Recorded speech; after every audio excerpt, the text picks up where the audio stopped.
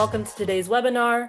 We're going to be talking about how to grow a tiny forest and potentially cool down.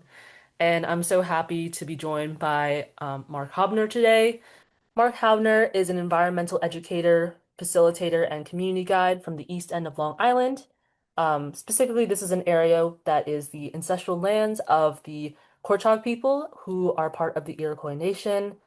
Through his work with local environmental nonprofits and government committees, he helps communities achieve visible, lasting environmental results.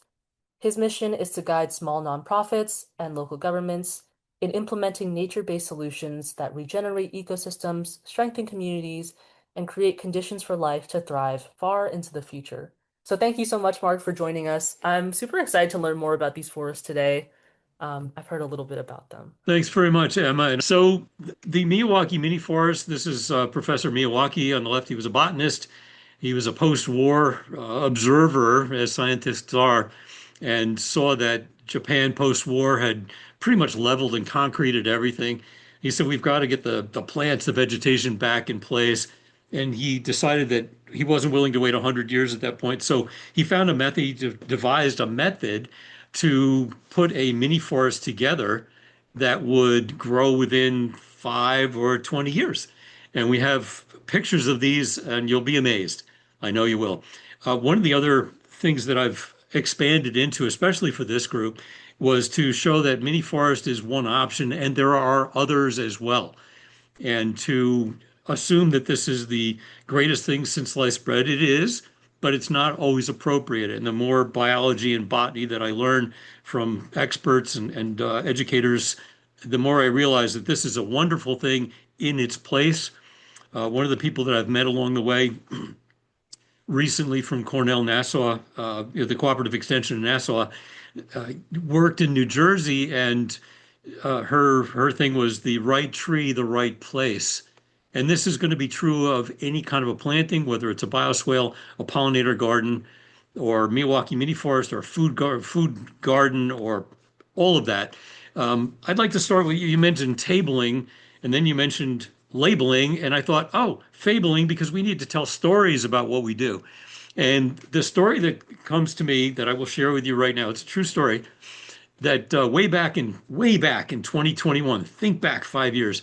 This is during COVID. Our Drawdown East and teammates and I got together, and based on the science of Project Drawdown, we decided to embark on a program to plant trees in the 5 towns of the east end of the Peconic bioregion. And our imaginations took hold, and we didn't know anything about pilot programs like Start Small. And they took hold of us, and we decided that we would encourage planting one tree for every man, woman, and child on the two forks, 170,000 trees. So we gathered up information, we lined up our list of benefits, and it brought me to asking a professional friend of mine, an environmental person, for some input. So I met with Louise Harrison, who you may know from Plum Island and the restoration there and the preservation, rather, and turning that into a national monument, which is still ongoing. And again, it's taken all of this time. I think we started that in, I don't even want to say. It's been at least 15 years and it's still not been designated.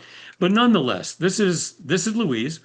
She is a real conservation biologist by trade, by training, trade, and experience. And this is me. I'm the real D in Biology 101 guy. And I've learned enough to get into trouble, but I've also learned to say, I don't know. So what I had in mind when I met with her at the coffee shop was Louise, on the left-hand side, this is my mental image, and on the right side, you're going to see her mental image. So I said, Louise, I'm very excited. We're starting a program to plant 170,000 trees. And I'm thinking she's going to be really impressed. And she goes, where? Thinking about Long Island in the suburbs. I said, well, all over the entire region, maybe 2 or 3 trees on everybody's property. And my mental image was 2 full-grown trees on everybody's property.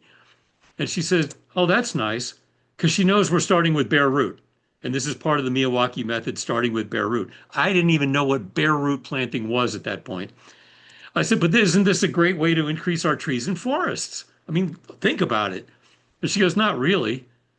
She said they're not all in the same place. I said, all right. So I'm not to be daunted. I said, well, what if we planted 100 trees together? She said, well, you'd have a stand. I said, all right, what about 1,000? She said, you'd have a grove. I said, fine. What about 10,000?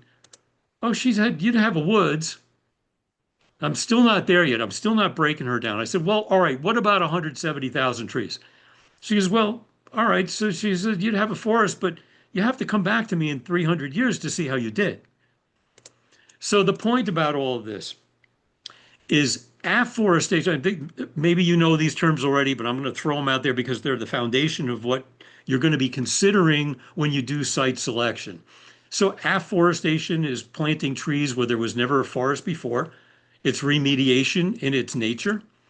Reforestation is planting a forest or beefing up a forest or restoring a forest where there was one before. So you'd have to know your history of the area to know that it was being reforested and appropriate. And then there's proforestation. So if there's still a forest worth saving, you do protection first, then you do remediation to fix what's broken inside the forest itself, if it's been torn down or cut down or whatever, and then figuring regeneration into the seventh generation ahead. All right. So those are the things that are going to be in your mind when you decide on this approach. Um, the questions, I'm just going to spit these out right now. We'll go through what they are, the answers to these in a minute. But what is the Miyawaki mini forest? Why is it a cool thing? Where are we going to put them all? And I'm being a little bit assumptive there because there aren't a lot of those already in the United States. So if you put one down in Suffolk County or Nassau County, we will be way ahead of an awful lot of people, especially in the United States. Once we get these going, who's going to do the job? How does it get done? When are we going to do this? Of course, we needed it yesterday. When will we see the results? And the method of planting that we're considering tonight is to tackle environmental degradation and restoration of native forests in urban and industrial areas. And we mentioned urban and industrial because our urban areas, think about housing projects or the dark brick buildings, the dark brown brick buildings that are I know in my town, sucking down the heat at all hours of all days and never cooling off. And we're seeing this with heat domes and heat islands right now. 300,000 people evacuated because of forest fires in Europe. 2,500 people in 5 days are dying. And we have control over that. We can cool our own areas down. Industrial, it has to do with the design, the planning, the implementation. And industrial areas generally don't have the attitude that we should be cooling down the area. Generally, it's tulip trees and turf grass, and we want to change that mindset to include, well, you'd be spending a lot less money if you had a Miyawaki forest on the southwest facing corner of your building to reduce your air conditioning costs. These are the considerations that we would bring to planning and to design.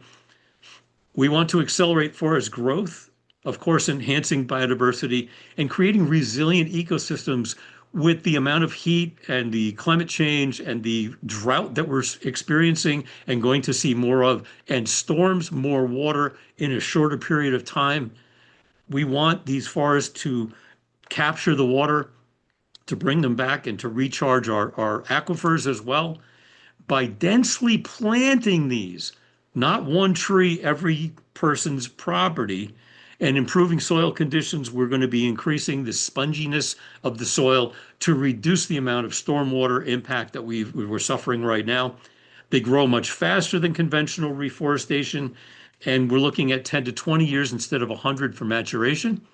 This is one that is full grown in Japan. They've made a temple style forest out of it so that it's a place for contemplation.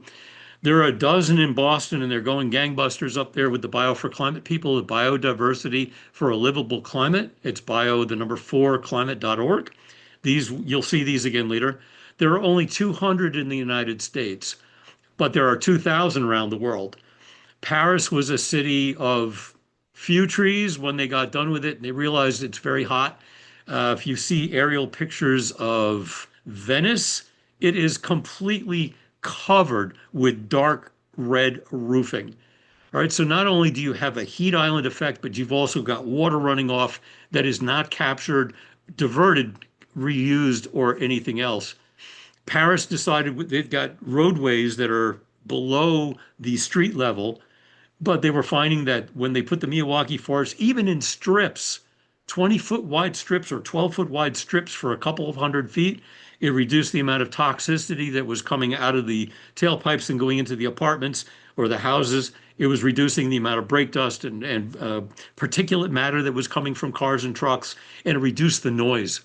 It wasn't necessarily becoming a habitat for birds and bugs, but it did several other things in its place. We want to talk about the billion tree and billion mangrove projects in a little bit. Those are big numbers, and they're planting 100,000 a day. So when you get those kind of volunteers, I know Emma would like to sign those kind of people up so we can do what we need to do here. And that's part of the community building that's involved. The goals of this system, I mentioned just Paris just now, the filtering airborne pollutants, improving the physical and mental well-being of communities. I look at these housing projects or industrial areas, and they're barren. They're just flat and dry and hot, and there's no appeal to them. And we found out during COVID that people needed green spaces to get out to for their mental and psychological and spiritual health. We know that they cool city temperatures by a lot of degrees, and I'd love to offer, I've got two other webinars to offer to anybody who would like to hear them in groups. That'd be great. I have one for Slow the Flow that talks about water only, stormwater and retention and recharge. And I've got another one that's called Nature Cools. And what that has to do with is the amount of vegetation and the difference between temperatures. And I've got my hand with a thermometer on my front porch and in the grass and in the garden and in the pool, the kiddie pool, that shows the absolute crazy differences of temperature that these trees will bring by both shade and by evapotranspiration. They mitigate flooding, and we can talk about putting them into a parking lot. One of my targets is Best Buy, and to pull their parking lot apart and put a Miyawaki forest in it for a lot of reasons. And one of the aspects of design for these things is that our town code requires, this is an aside, but our town, a lot of town codes require a certain number of parking places to go along with the seats in a restaurant or the square footage of a building. All right, so Best Buy is 100,000 square feet. They were required to put in 300 parking places. They are never full. So what we've got is a parking lot full of asphalt on a slope next to a river otter haul out and nesting area. And when Hobby Lobby came in, they raised R-A-Z-E-D, raised 12 acres of mature northeastern woodlands, 12 acres of fully grown forest to build their building and put in their parking lots. And because they were next to the river otter haul out, they were required to put these huge concrete barriers up to keep their stormwater managed into the driveway and then down onto Route 58 and into storm drains, which then simply goes out to the river. So we've not only diverted and discarded this water, but we've given no plant or no animal a chance to use this water, not even to recharge our aquifer. So I would like us to start thinking about these mini forests and pollinator gardens, bioswales, rain gardens, rain barrels, all of that as part of Slow the Flow. Bring the water down, let it sink it, store it, spread it, share it. All right. So this has to do with soil. It has to do with health. It has to do with everything. I don't want to focus too much on CO2 because trees do take in CO2. But once you focus on CO2 as the only thing that they do, you've lost the entire game. And this is true with energy and emissions and retrofits and everything else. There are so many more benefits that go along all of these. I understand that CO2 is a measurable, it's a metric, it's something that you have to put in a spreadsheet to show the DEC that you've done your work for the climate smart communities. I know that. But when you're talking to your community, there are 17 million other things that you want to talk about. And there are about nine around this tree right here. And these are the things we want to start talking story about to appeal to emotions. This is part of the communication. Climate communication is about bringing other cascading mutual benefits to people so that whatever, maybe cooling is important to me. Maybe biodiversity is more important to me. Maybe obesity is important to me. Right. So when you're speaking to people, asking the questions, what would appeal most to the person you're talking to? And that could be town board, it could be your neighbors, it could be your civic association. I'm going to take a breath, and that's what breath looks like with trees involved. And on the bottom right is what your breath looks like in November. So let's take a breath and ask some questions.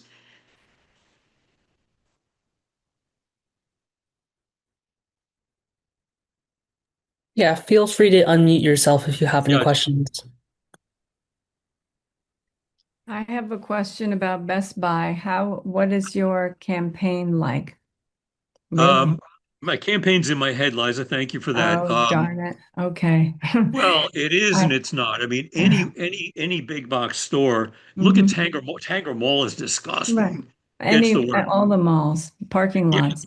yeah. Parking lots, super heated in the summer, wind blown in the winter. I Yeah. mean, it's just they're so poorly. They're not designed. No, They're I not know. poorly designed. They're just not designed. And it's so much easier to design things into these. Retrofit is nice. It Mhm. gets expensive, but major overhauls, what do they call them? When you're Yeah. major construction projects, right? Um, Yeah. plus early installation. This is when we need to start designing all of these Hmm. things into these projects. Hmm. Hmm. We're going to get to another guy along the way who saw all that, and I'll talk about him in a bit. But I would like to see at Best Buy, because it's, between them and Hobby Lobby, Hmm. and that parking lot's never full. I would like to see us carve out 400 or 500 square feet and dig out the junky dead dirt that's in there and revitalize it and put a Miyawaki forest in there to cool the parking lot, to provide shade for people. Habitat possibly may not be appropriate, but also to take that rainwater, that stormwater, and stormwater is like for years we had called them jungles and swamps. The jungles were something we had to cut down and get rid of. The swamps were horrible. And what we call them now, of course, is rainforests and wetlands. And we protect them and use them and appreciate them for what they do, right? For their function and the rest. But I'd like to see a mini forest in the parking lot there to give us the recharge that we need rather than paying for stormwater runoff. Yeah, I've been trying. I won't waste everybody's time on this, but that's why I wrote "We Need You" in Huntington. I moved here in 2017. Since 2020, I have been working so hard to try to get, trees planted and and they just put me on to somebody else at the, oh, we have a this department and a that department, but they cut down trees here all the time. And I'm from Cambridge, Massachusetts, which is a completely a different place. Yep. Yep. And So. because Bio for Climate is up in the Boston Hmm. area, Hmm. um, Danahy Park, and I forgot the name of the Yep. town. Well, I know, Dan. I know it was a dump. And I know Okay, what. Hmm. so we'll show pictures of Danahy being, and again, the idea about community, getting people together to provide something for the community that's going to provide shade and habitat and water preservation, conservation, and so on is really important. I'll help if I can. I'll try it. Anything I Yeah, can do. please email me. We can chat on the phone too. Anybody who's on the call or even beyond, if you'd like to call and chat about these things, we could actually create a program. And we've certainly seen the pitfalls. We're trying to get a tree code into this town. And Riverhead is it's just been awful. East Hampton's got one. Shelter Island has one. Southold's on the verge of making theirs official.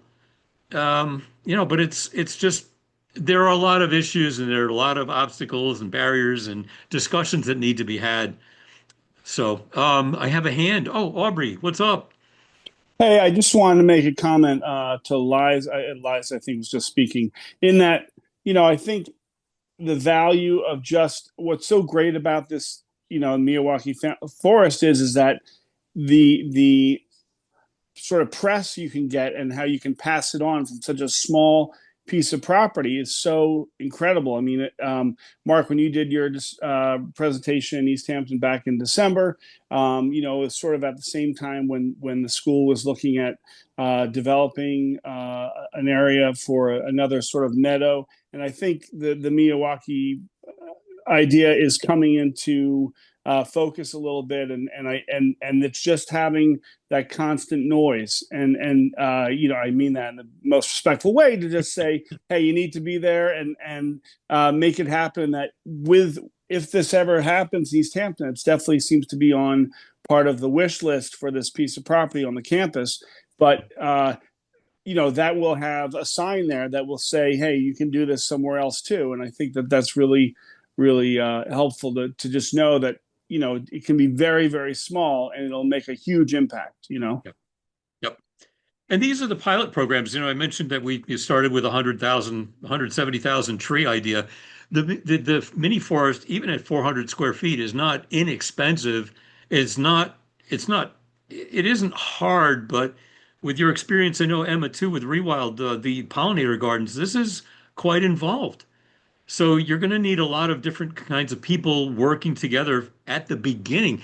And I've heard estimates of a full year before you find your site selection, your soil amendment and turning and so on, the plant selection, the list. It's involved. So I'm not going to say it's easy. And then and you people, Emma, you've got a template with the operations and maintenance part of that so that you've got people committed to 2 or 3 years of watering and weeding. This is no different. So you already know what you're doing when it comes to that. So I think you're poised well to be a good partner in getting at least one. If somebody could do one of these for me, I could die happy because it's like pulling teeth. And at the speed of government, trying to get a tree code, we've been working on a tree code for 15 years, right? So it's it's like we need some easy wins here. This is Yeah. one of them. I would Uh, love for it to be us, honestly. Emma, I would too, and that's why Liza, if you want to get a hold of me and we want to talk about who to partner with to get these things bubbled up into the conversations and all the elements that go with that. I'll talk more about your partners in a little bit. In the United States, 20,000 square miles of pavement, all of Connecticut, Maryland, and Rhode Island covered in asphalt.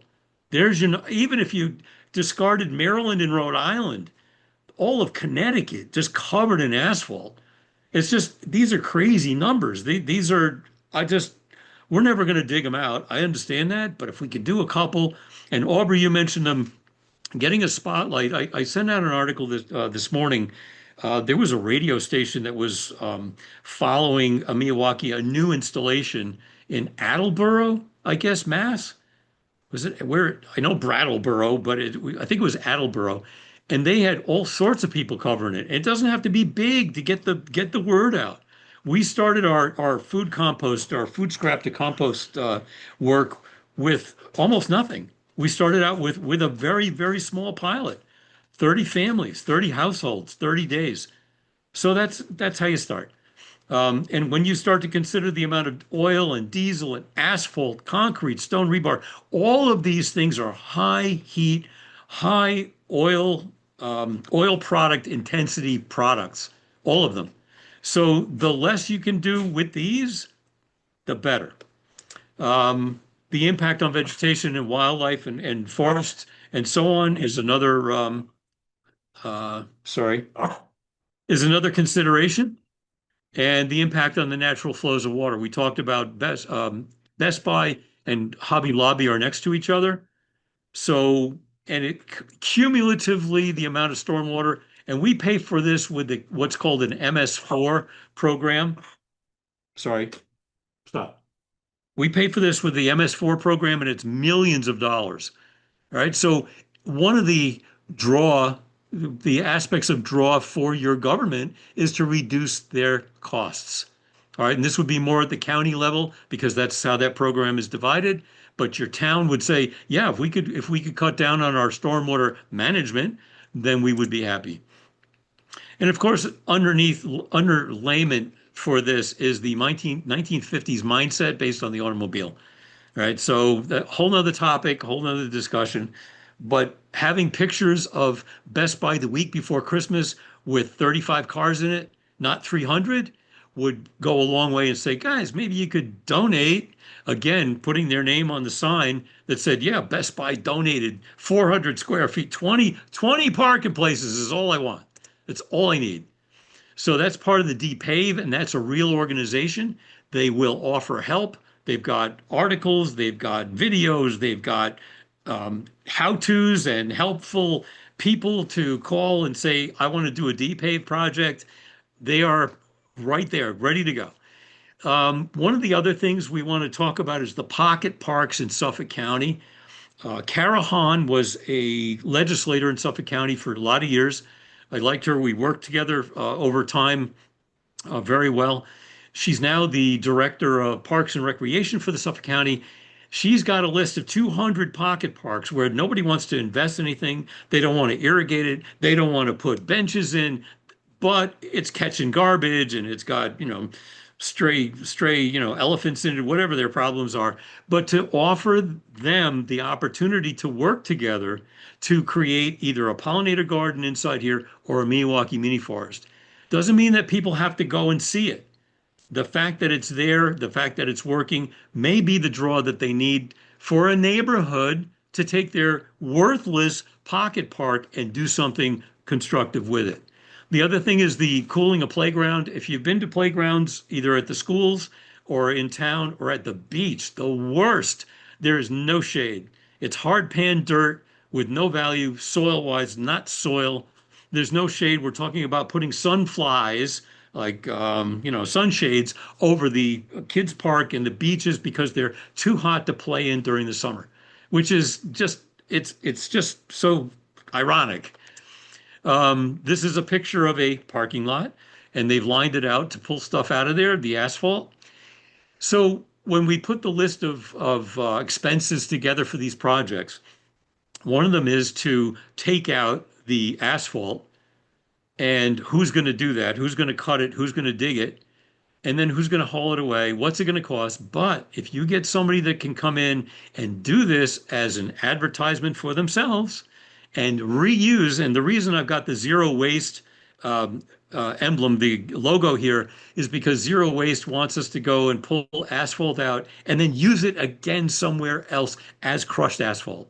Right, so it has to do with the circular economy. You can bring in the idea of a circular water cycle. You can bring in the theory of circular economy for materials.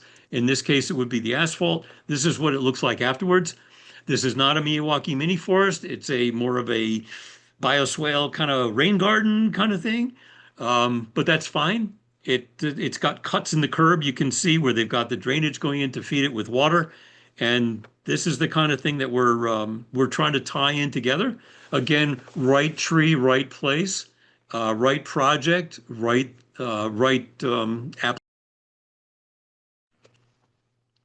Town of Riverhead is mentioned here, as is the DEC, because the town is the one would be the first one to put one on their property. We might be able to squeeze one into the back parking lot that they use now for fairs, but we could find a place to put that. The downtown revitalization is another opportunity for us to introduce that. And the Department of Conservation is very concerned with heat islands, heat island effect, with community being cool, with the cost of air conditioning, of course, and energy going up, up, up. They would like to talk about recharging our aquifer. So they have a program called the Climate Smart Communities. Some of your towns that I see here tonight are represented in the Climate Smart Communities. Somebody said Port Washington, and I know you people are a transition town as well. So it's another aspect. I can bring in the concept also of strong towns, strongtowns.org, and we're now an affiliate of theirs. And all of these things tie together in these community projects. And once you add the Conservation Advisory Council which Southold has done. They've got a conservation advisory council, which is a decision-making entity within the town, not the environmental advisory committee, for example, from Riverhead, which only makes recommendations, but their CAC has overlaid with a town board liaison, a champion for these kind of projects. They have overlaid into a green team or a climate smart communities team to make all of these things applicable to the DEC program. This is Kong Jun Yu. Sad story. He was doing a documentary in Central America, and he and his crew were killed in a small plane crash. But he woke a lot of people up to the idea of making design, engineering, design, architecture as the basis of your decisions in all of your buildings, whether it was retrofits or major overhauls or new buildings. Talking about infiltration, retention. If you look up his work, you'll see that they designed all sorts of cities with the idea that the water was to flow and retain its motion and then wind up recharging their aquifers. Of course, plants are part of the uptake, and evapotranspiration gives you more moisture in the air for the area. The concept of microclimates, I didn't know anything about 40 years ago, 50 years ago. I knew my mother moved out here and she said, "Oh, it's a great microclimate for the wineries." That's great, Mom. 40 years later, I'm saying, "Oh my God, it's because of the trees and the plants and the soil and the water cycles, and the small water cycle is what we have control over. Not the big one, all right? But when we put a whole bunch of microclimates together, they start to work together. They start to draw, the biotic pump starts to draw in moisture from over the ocean and the sound and bring it inland. So that's the small and the large of that. So again, town of East Hampton, I think you've even got two bioswales there now, if I'm not mistaken. Everybody here knows Doug Ptolemy. I stumbled on Less Lawn, More Life as a resource along the way. We're part of a pollinator pathway, possibly, as part of the Rewild originally was.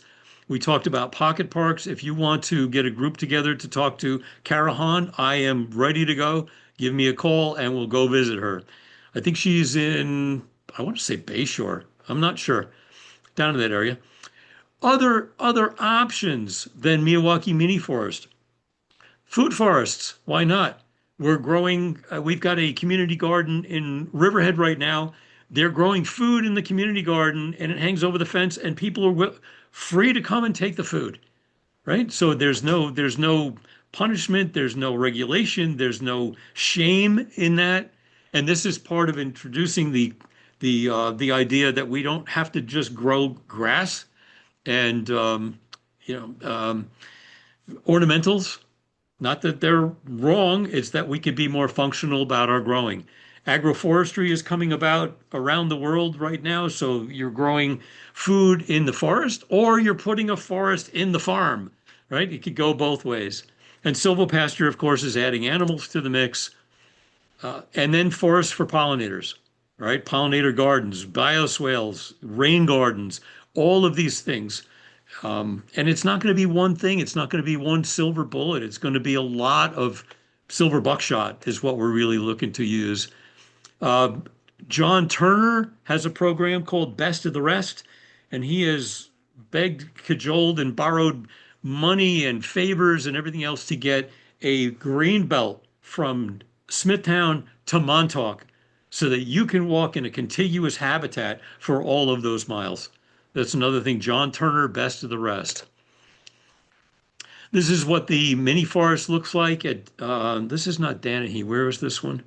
Worcester. They put this up in Worcester in a an area that needed a mini forest and community engagement and so on. The woman on the bottom left in the green hat is Maya Dutta. She used to work for Bio for Climate. She went over to work for Sugi, which is the Urban Greening Initiative. You can find Sugi online. I have the URLs at the end of this, and you can contact me for all of this or any of this. You can have the slide deck. It's all available. And again, offer to talk about Slow the Flow, Cool Nature Cools, or Miyawaki, or any combination of the three. Be willing to talk to any group about that at any time. Maya went on to get her PhD in biology from MIT, and she's still very involved with all of this. She's really head and shoulders. She started this thing way back when she was in high school. This is, you know, what this looks like. Climax community is what we're trying to develop with the Miyawaki mini forest, so that the canopy trees and the bushes and the forbs and everything else are already planned for. They're designed into this program so that these, you don't have to wait for succession. You build it into the project. Quick timeline. This is what generally things look like from 0 to 200 years. This is what the Miyawaki method looks like from 0 to 3 to 15 or 20 years. And you're saying, oh, that can't be. I'll have pictures in a moment. Big questions: how much do they cost? How big should they be? Where do you put them? The cool thing that I found doing the pollinator garden under grant from Rewild was this thing called SunCalc.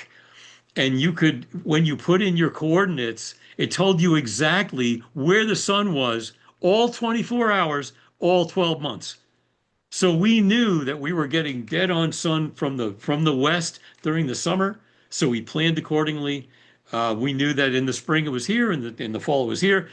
A perfect tool for you to plan and design your garden. How many plants? I've seen thousands go into a larger area. The prep work is very important. The soil has to be worked and recreated, especially if you're depaving, right? That's dead. It's dirt. And you're going to start from scratch. You're going to be putting amendments and blah, blah, blah. Generally, it's about 3 feet deep. So plan your area times 3 feet down. Volunteers, I've seen hundreds at these things. There are pictures of hundreds of people, little kids, old people, everything in between. One lady over in Southold said, oh, I've got room on my property. Can I have one? Of course. You can put it on your private property. It is totally possible. These are the steps, very brief, the steps to doing this. Site selection, where does it go? Somebody said, oh, we need to put it next to the pier down at the creek. A little iffy, all right? It's going to be a different list of plants, all right? Is it going to be inundated at any point? Is the function of, what is the function? What is the goal of what's the purpose of this project? All right, so it might be more appropriate to do a wetland restoration with wetland plants, where this would be more upland. The potential natural vegetation list, Emma, you can help people with the inventory list on this thing. We had discussions about what should we be, natives. Yeah, some of them, the purists wanted to go back 500 years to pre-colonial times. What was here 500 years ago? Is that still appropriate? You got to figure 500 years. What have we done to this place in 500 years? What is really left from that time period? And then the other caveat is, and I don't know, some of you people are gardeners, I know. Have you looked at your seed packets over the last 25 years? That we were a 7B, but now we're a 7A, or the other way around, we were a 7A, now we're a 7B. And we should be looking to Delaware for our planting schedules, because of our growing season being extended, because of the heat waves, because of the drought, because of this thing 20 or 50 years from now is not going to look like it did 50 years ago or 500. So you've got to have the discussion about what is this place going to look like 50 or 100 years from now. Funding, soil, the plants, water, weed, and watch for 3 years. Part of the O&M, the operations and maintenance commitment. To make sure that it's watered and weeded for at least that long. And they do take off. I'm going to skip this slide because you know what that is. So this is what the Danahy Park looks like. You can tell by the size of the trucks that this is probably about, I'm going to say about 5,000 square feet. It's big. It was a big project. The center picture at the top is after 1 year. And there's Maya on the right again. And this is the crew and the kids and everything else, your community building at the rest of these pictures. This is the succession. Day of planting, 1 year and 3 years. So that's what it looks like after 3 years, right? So we're not talking 20 or 50 or 100 years anymore. We're talking 3 to 5, which is very encouraging. This is right after the planting. Of course, on Long Island, we're going to have to talk about a little more than that 4 foot partridge fence there. We're going to have to talk about 8 foot deer fencing, which is going to be part of our extra costs on this thing. Um, yeah, just something to consider. In India, the movement called afforest with two T's there, they're working with no water. They have designed that landscape like Gong Jong Yun would you would say this is has to be part of the topography of your project has to include if you don't have irrigation, this has to capture the little water that you get during the year. And I know if you look at India right now, they got their monsoons early. Indonesia got their monsoons early, which really messed things up. So you're gonna have to look at the idea of disruptions as part of your planning process. Quickly, the Billion Mangrove Project, 100,000 plants a day. 90%, one of them, 90% of them died because there were never mangroves there before. It wasn't appropriate to put a billion, it was a great idea that they were going to restore this entire seacoast, but it wasn't appropriate for that property, for that land. All right. So again, what's appropriate? It's going to be a dozen things. It's not going to be a billion of anything. It was a nice try. Figure also, I'm hearing between 80 and 90% failure rate for the Miyawaki installations.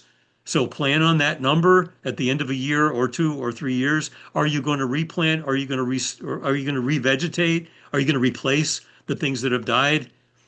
All of this too is going to be science. You're tracking what died and why. Was it too much water? Was it people trampling on them? Was it all of these things? So the science has to be part of this as well. Observation year after year after year. Again, this is Danahy. This was a Miyawaki mini forest that turned into a place for meditation. It's not even, I think I remember hearing this one was 30 years old, and you're not going to believe it. But if you look at this early, this is an old one that they installed. And if you look from in a Z shape from top to right to bottom to left to right, this is what it looked like after before when they started to when they planted to 10 years. And you're not going to believe this. The bottom right is 20 years. 20 years. And look at the person walking on the sidewalk. Look at the size of these canopy trees. They picked the trees that would achieve this result. So again, back to design, back to planning. What will grow? What do we need?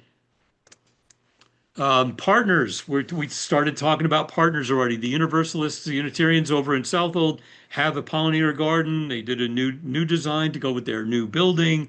Carbon Crew, we had Carbon Crew, Aubrey, with the presentation that I gave. I think Dar Riley was on that call, was she? And her people, right? Yeah, yeah. So young people, thank God. Carbon Crew. The Eastern Eco Restoration Alliance is an international organization. They're not talking about mini forests of 400 square feet. They're talking about 100,000 acres or 400 square miles at a time that's got to be done. And those are your broad brush international efforts. But somebody said, well, you're not really gaining a lot by doing 400 square feet. No, Philip, I'm not. But these are the spotlight. These are the showcase. These are the pilot programs that are going to show people that these are the kind of things that can be done. And if you scale them, they could be 10,000 square feet. They could be a restoration or a recovery, a proforestation to keep something from being degraded to the point of needing us to do a restoration or an afforestation. Right? So that's how that happens. Shakti Saran is a friend of mine in India. He's got a platform, a educational platform, and of webinars and people from around the world. We've got international experts on water. I don't know, has anybody heard of the great drying that's going on right now? It's a thing. And I would like to maybe make that one of our first showcase things. We've got people from around the world that are experiencing this firsthand. I know the people in France are suffering badly. There was not enough snowpack and ice melt this year again to provide water to their towns. And this is happening all over Ecuador, again, they're turning the water on 1 hour a day because we're not getting enough moisture back into the air. We've disrupted the flow, and I've started talking about something I wasn't supposed to talk about. Sorry. You know this list on the left, of course, and again, town by town, these are the 5 towns. And once you start putting those plaques and those icons on a big screen together, you say, wow, we should go after Huntington. Huntington, I'm from Huntington. And we've tried, actually, we tried the food scrap to compost program with Huntington first, and they backed out. It was going to be too much work. So we brought it to Riverhead. So now Riverhead's on the DEC map. I'm very excited. It's all good. Our biggest partner, Parks and Recreation and Buildings and Grounds. If we could create good compost that they wouldn't have to buy anymore, and we are, then Building and Grounds is very excited. Parks and Rec is excited. And now we're talking about Miyawaki Mini Forest for the parks in the barren areas that are not productive. They're just junky turf grass that everybody's just walking on, has no purpose. It's not creating any kind of percolation or drainage or infiltration or aquifer recharge or anything like that. So we're starting to look at areas that are, I don't want to say useless, but aren't performing the function that they could. Let's just say that. The APA, I can't believe it. The American Planning Association has Miyawaki Mini Forest on its site. I was very excited to see that. So planners, certified planners are seeing the use and the benefits of a Miyawaki Mini Forest, and I'm sure we could talk them into bioswales and rain gardens just as well. There are books full of nature-based solutions out there. I've got a lot of them. And we just need to get back into town so your young planners and your young engineers and your young architects are aware that these will reduce the amount of need for runoff control, stormwater control. It will add to the recharge of the aquifer passively just by taking that water off the roof and putting it into a place that it can soak in and take its time getting back to the aquifer. Last slide. Let's see. Greening cities. If you want to see a lot more information, just do a search on greening cities. And we've talked about all these other organizations already, and you've already had your own ideas, and I'm done. Great. Thank you so much, Mark. We have a ton of questions actually in the group Good, chat. good, good. So I'll kind of start at the top. Nancy Weber had a question. I have a stand of sassafras trees that appeared in my yard several years ago, and it is constantly expanding on its own. I do have a 3/4 acre property that backs onto Route 347 that is undergoing major redevelopment. I have been digging out the smaller shoots to keep it a manageable stand. I'm sure it has traveled under my neighbor's fence. Should I keep thinning this group of trees? I believe they are native. They are native. Sassafras trees are native. Yeah, go ahead, Emma. I'm the D in Bio 101. Go ahead. Oh, yeah, I mean, sassafras trees are a great native tree. I don't necessarily think that this is a definite like a Miyawaki forest type thing. This is just like natural. They'll come back on their own. One thing that you might want to look out for though with sassafras is that we are experiencing laurel wilt now on Long Island, which is impacting sassafras and spicebush. So, that's just something to keep in mind. Yeah, it'll kind of just depend on where you want the tree, but it is a great tree. I love sassafras. Okay. So, uh, Mark, do you happen to know if Great Neck has like a tree protection ordinance? I don't. No? Okay. Gloria asks, what is the care required to establish a pocket park and to keep it going?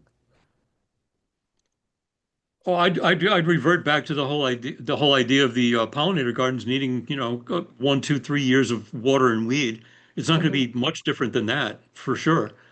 And then making sure that, like I said, it's not again, site selection. Is that pocket park trampled by a bunch of people cutting their way across and creating hard dirt paths because of whatever it's in the way of? Has it got a lot of refrigerators thrown in there? I mean, what is the purpose of the purpose of what you're doing? Like, you got to look at it again. What's the goal of the project? Yeah. Yeah, I would also say like a key part of planting any of these kinds of things is like what you said earlier, right plant, right place, and understanding like native plants are less maintenance once they're established, but they still need care. You can't just plant them and leave them. Um, and they will naturally compete with one another. So if you want to see certain things, you might have to weed out the more aggressive ones as they go along. It kind of just depends. Yep. Um, Liza looks like Aubrey. she's volunteer. Sorry, Liza looks like she's volunteering to go to Kara Han's office. Yeah, that's what I'm hearing. Yeah. Um, Aubrey asked, is there a list of rapid growth species that you can share? Would like to do something with at least 70% native plants. I would recommend the Cornell Cooperative, sorry, the Cornell Cooperative Extension's horticulture, Long Island Horticulture Guide. I think the last one they updated was in 2020 because they were doing advertisements to pay for the brochure, the hard copy. Hmm. But if you let Emma, let people contact you, give out my email address. I have the digital copy of that, Yeah. and Yeah. I would be glad to send that out. If Okay. you, Yeah. I'll do like a follow-up email once we get the recording uploaded to YouTube, and I can definitely include that as part of the email. very good.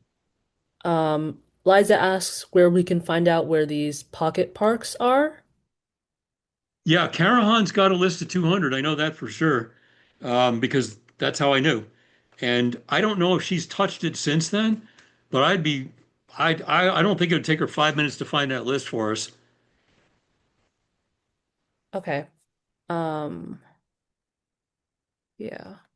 I actually had a personal question. When you were talking about like the tree protection ordinances, someone mentioned like sometimes it doesn't do enough to like protect trees. Like what makes a good ordinance then? Like how would you propose a good one?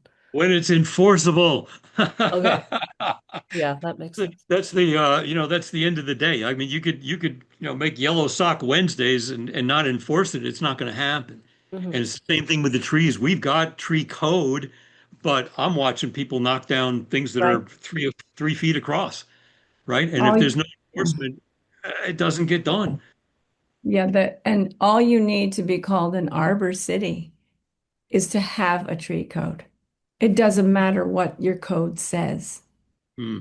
Yeah. Or what you're So, planting. yeah, the Yeah. Arbor Day. I mean, I have been around and around with these Huntington people, and in fact, anyway, it's a long. It doesn't matter now, but So it, yeah, the village of Greenport is a tree city, mm, and they've got numbers to go along with how many they planted, but they do not have a tree code. So Huntington is a tree city, an art, yeah, yeah, but it's baloney because they chop them down all the time. yeah.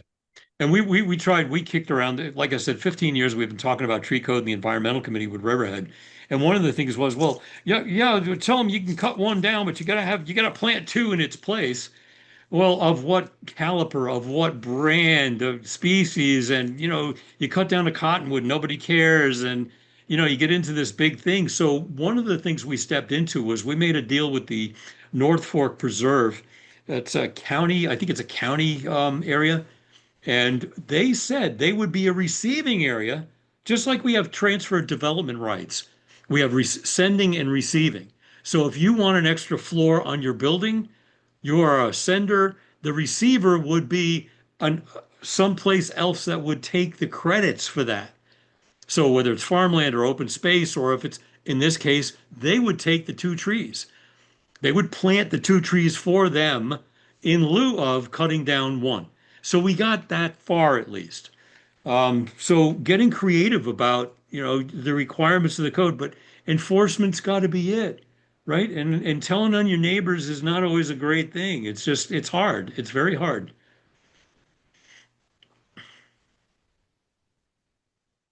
Okay. That was, I think, all the questions I saw in the chat. If anybody has any questions that they would like to ask in person, that would be great. Be nice to have like a discussion.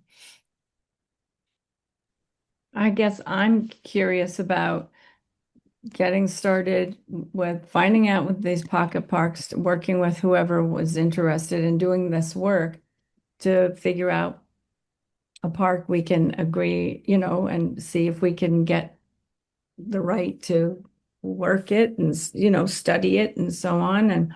Um, and then, like if it's rewild or whatever group of groups is doing it. I mean, you can do press releases and things like that and make a big deal out of it. And then suddenly, everybody wants to do this and look Mhm. good. From my Yeah, so understanding, okay. oh, go ahead. Go ahead. Sorry, No, Mark. I was going to say, Liza, if you contact me, I'll get you Kara Hahn's information. Okay. Then And that I'll may contact be a good, Emma.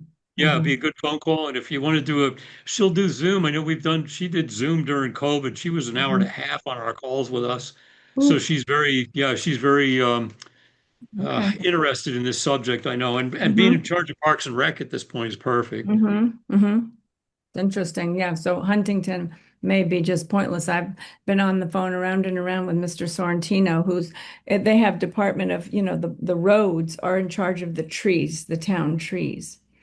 And he said, we don't have money to help them. We just have money to cut them down. Yeah, yeah. And so they don't care. And people around here like True Green Chemlawn, but they need to be educated. Yeah, we got the same problem here. Emma, you were going to say something, please. Oh, I was remembering like where I was hearing about the like Miyawaki forest, and I think like the DEC has planted one, Yeah. Yeah. or they've done something similar in Yeah. Wow. Albany. Oh, wow. Mhm. Yeah, I was just looking it up. Does Uh, Kara Han know anything about these Miyawaki forests or this movement? You don't know. I don't Okay. know. I haven't talked Okay. to her in 4 years since COVID. Okay. Lost a lot of friends. But these other organizations that are working in Riverhead, so like I mean the eco restoration, I don't remember which exact bio for. Maybe that was all I, Danahy Park, but yeah, do Bio you? for Climate was Danahy, and they're up in Mhm. Boston, Yeah. and Cambridge, and so on. hmm The Sugi people, I'm not sure. I don't remember where they're from. Sugi's another large organization. What did Zhuang just throw up in the chat? I missed it. Maybe pertinent here. yeah, there's a Miyawaki forest on Roosevelt Island in New York City. Okay. The one. That's That's right. great. That's right. That Yep. makes sense. I'm talking about Long Island, where Me too. Come they're on, not people. very educated. Come on, let's be first. Come The on. city So, makes sense. right? Yeah, Yeah. so what I'm finding is that when you get the water district guy and your wastewater treatment guy person Okay. and hmm your Parks and Rec hmm and your the engineering department hmm and the highway department because they're the guys that cut down and plant the trees and got to roll hmm over the roots. So hmm once you get all these people in the same room, you can start having this discussion a lot better because everybody's got a perspective. And once you hmm engage them into saying, well, how would we get this done? They said, well, oh, you know what? So you get the you know what thing going on. So it's not just one person. It's not just one person in town hmm hall. And you've got to have somebody on the town board that's going to help kind of move this Right. along, Yeah. right? A Yeah. presentation at the work session, a 5 minute presentation at the work session. Or just work with the county. County's okay too. Yeah. Yep. If they're more willing, if this woman has all these pocket parks and she doesn't, if there are these places that are already there, one could possibly start there, and there might be one of a county park in Huntington. Hmm. I don't know, or what, nearby. Yeah, I But think call the Carahan's office. I yeah, think I think they get probably very busy in that department. yeah. I'm guessing. So maybe another phone call to jog her on this would be hmm right, hmm Les. Thank you. hmm Okay. hmm Anybody else got any questions or even comments? I have actually a question. I think it's Nature Conservancy. They have people around here, well, private individuals will donate their land, even if it's like half an acre, to the Nature Conservancy. I think I've seen around here. There was some group of people who were very upset they didn't want some development built in some area they wanted it to remain wooded. And I guess I'm wondering if anybody knows about private individuals, like if I left my little native backyard, made it so nobody could build on it or turn it over. Do you know of people who do that? this is Aubrey. I would say there's definitely some of that happening in East Hampton. Sometimes it's sort of earmarked for environmental causes. Sometimes it's earmarked for housing. I do know I have a friend who I think is bequeathed her home when she dies, so that it could be used for Ah, moderate income housing or low income uh-huh. housing, whatever. But there's definitely a lot of that going on in different places. So you could certainly probably contact maybe the East Hampton town and see how someone goes about doing that and take that with Hmm. you to Huntington. That would be pretty cool. I Okay. think you should also look into conservation easements. I think that's similar to what you were talking about. Um, Conservation easement. yeah, so essentially like you I can't remember if like you work with a different organization or even like a government Mm-hmm. agency, and once you're no longer living on the land, or like once you pass away, you figure Mm-hmm. out ways to have your land be managed in a way that's like good for conservation. Um, Mm-hmm. Even if, maybe like your children are going to be living on it in the future, you're setting rules essentially that can't Yeah. be broken for. Ah, okay. That's yeah. Because I'm terrified. I don't want anybody turning my native Mhm. garden over. Yeah. I don't know the exact process, but I've heard some good things. Hmm. That's great. Thanks. East Hampton Conservation. Okay. Yeah, if nobody else has any questions, I just want to say thank you, Mark, so much. This was a great presentation. I feel like I learned a lot. I Yeah, am good. so And carry it. grateful. Yes, please carry the word, please. And I'm going to offer again. Thank you, Emma, for hosting. Gloria Frazee, thank you for all you've done to get us to this point. We were compost friends for a long time now. A long time since what, 2020, right? So, yeah, thank you, Gloria. And Aubrey, thank you for hosting us at one point as well. If I've missed Zhuang, thank you very much. And Emma, anybody else I've forgotten here, I'm sorry. But, and again, if you want to hear this or a slim down, I've got a 15-minute version of this as well. So if you want to get, or a five, I'll give you a five. If you want to get in front of a town board work session, call me. I'll travel anywhere up to, I think, yeah, Queens. Nice. So yeah, so anytime, email me. I'm available. Phone call, email, Zoom, whatever suits your lifestyle or your questioning or whatever have you. I'm here. Yeah, I'll include that in the email that I send Okay, out as the good, follow-up. Yeah. very good. Okay. All right, thanks everybody. Thank you so much. See you again. Bye. Thanks, Emma. And finally, on behalf of Rewild Long Island, I would just like to say thank you so much for joining us. Your support and the support of our wonderful sponsors really make educational webinars and all of our other programs possible. So thank you again so much. In particular, we would like to shout out the Green Tree Foundation, the Peter and Jerry DeJohn Foundation, the Long Island Sound Study, the New York Community Trust, the Community Chest of Port Washington, and the National Fish and Wildlife Foundation. We hope you enjoy this webinar and that you will join us for the next one.